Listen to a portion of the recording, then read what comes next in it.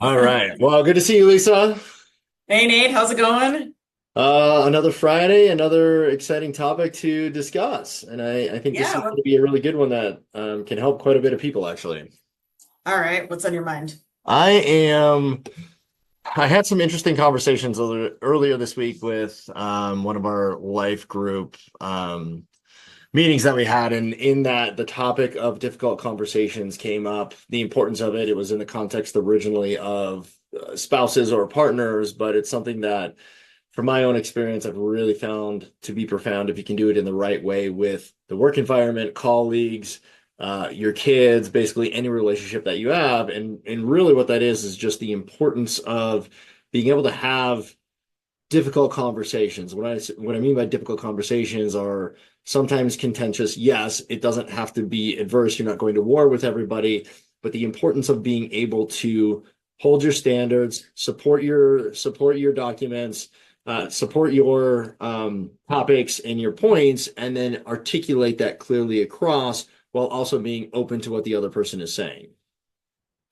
Yeah, I think that, well, that's a great topic. I've had some conversations this week too, so maybe it's going around for everybody. Um, I think one of the things that I've observed and struggled with personally over time is one, there's like the avoidance of any hard conversations because you just don't want to deal with it.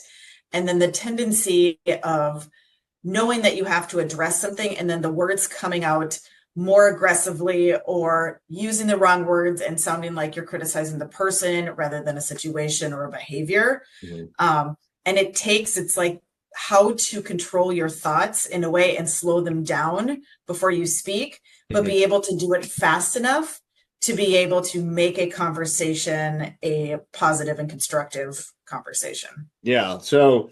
Right, agreed. So what are the elements that maybe you personally have worked on to get to the point where you feel comfortable having some of that stuff now? That could be, the cliche statement of listen more than you speak. It could be framing. It could be making sure you have an argument that you support and being able to articulate that through, your conversation and your speech. And then or resolution. I mean, is there kind of a process that you have personally learned? Are there steps that you like to take from the beginning all the way through the end?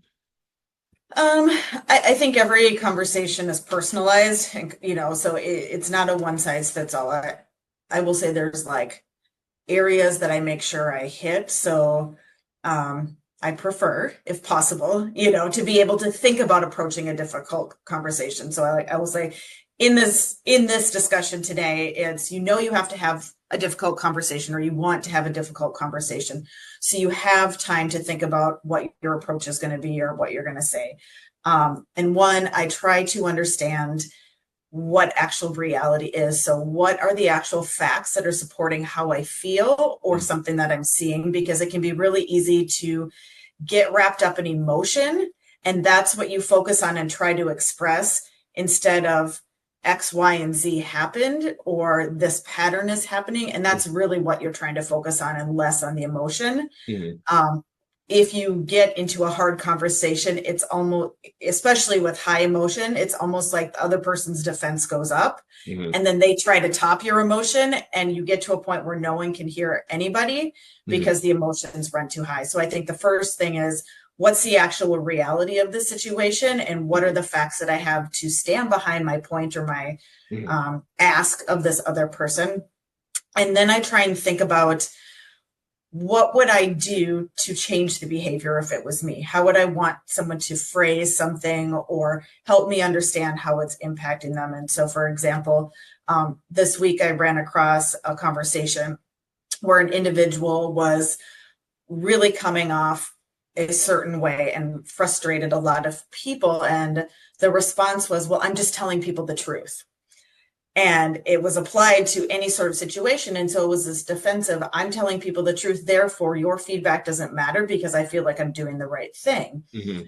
um, and what we ended up going back to was validating, hey, I realize that it's really important, I hear it's really important for you to tell the truth and to be transparent in everything you're doing, and that's a commendable attribute to have. However, in these certain situations where I think we need to go is around adaptability.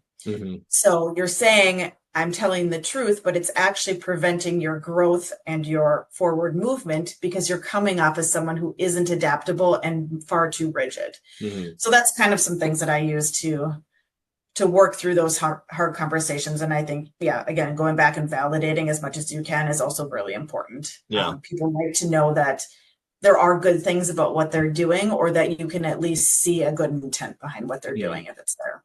Yeah. Yeah. There's a lot actually packed in there. And this is, I mean, there is. I mean, there's so many different elements. I mean, going all the way back to the beginning for me, you know, we were kind of raised in an environment where I don't think a lot was openly talked about, right? And so, Yep.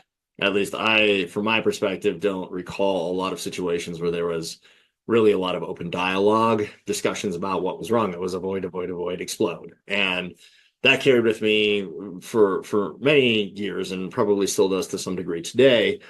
But it really kind of came to a head in various situations personally in my life where I had to rethink about how I was engaging. I was kind of committed to certain things, and not even not my spouse, but like friendship relationships, business relationships, where it was, hey, this thing is really important to me. I've got to figure out a different way to approach this because what's happening isn't working. So I kind of had to land in some of this stuff in the wrong way. And in that, there is what I call reasonable engagement. So the commitment of like, hey, we need to have this conversation, right? It's the decision of like, I'm going to have this conversation versus just I'm going to ignore it and deal with it and lower my expectations. I think that's really important because a lot of people, in my experience, will just simply avoid, tolerate, and then they wonder how they get in certain situations. There's never a corrective step, even early on, or a level of just being able to express points or frustration or, whatever it is, emotion sometimes. And I think that's really important. And so, this content obviously is for habitual growth. And so in part of my community and relationships for my categories within the app, I literally would have to put things like have conversation with this person, because if it's on the list, I have to have it and I could no longer avoid it. And I knew if I avoided that conversation, I was tolerating it. And I just kind of ended up at this path where I'm like, I have to get off this merry-go-round. I have to do something different. So automatically I would just put stuff on my list. And if I didn't figure it out ahead of time, it didn't matter. I would still have to address it. But without doing that, I would just continue to avoid.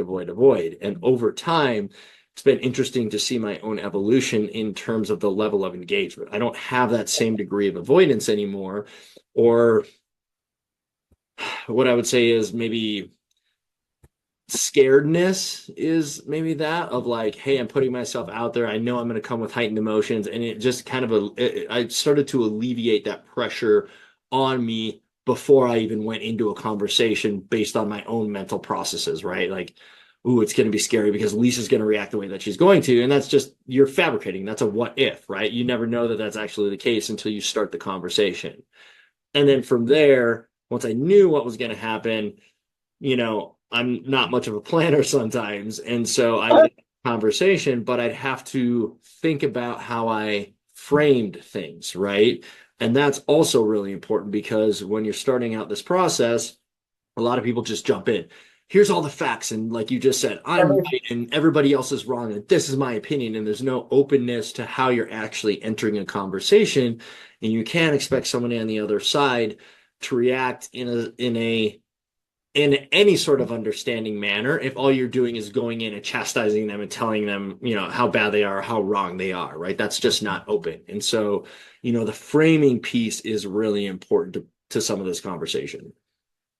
Yeah, I think so too. And I think the other thing that I've learned over time, yeah, you're right. You and I grew up in the same household, and I think we dealt a lot of our earlier years with probably similar tactics. And so learning how to not avoid and have hard conversations, but then make them constructive and be able to guide the conversations. And then I think the additional element for me was how to control my emotions and know when to step back. And revisit something. And I think sometimes people, especially early on, when they are trying to learn how to have productive, hard conversations, they do get wrapped up in the emotions, especially if the other person starts to say things that are based in emotion instead of in fact, or start to kind of poke a little bit. Yeah. It takes a lot of self-control and mental discipline to stop the conversation and say something, similar to like, hey, look, I